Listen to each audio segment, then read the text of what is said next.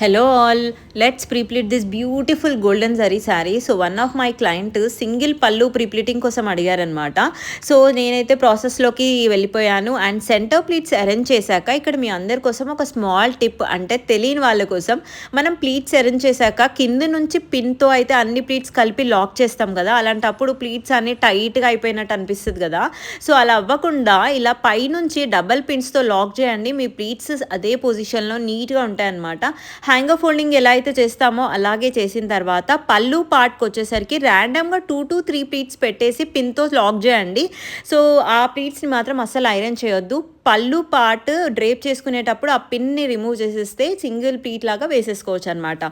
So ఇప్పుడు hanger fold నుంచి శారీ తీసుకున్న తర్వాత 2 పిన్స్తో right side and left side ఇలా లాక్ చేస్తే శారీ అస్సలు మూవ్ అవ్వదు.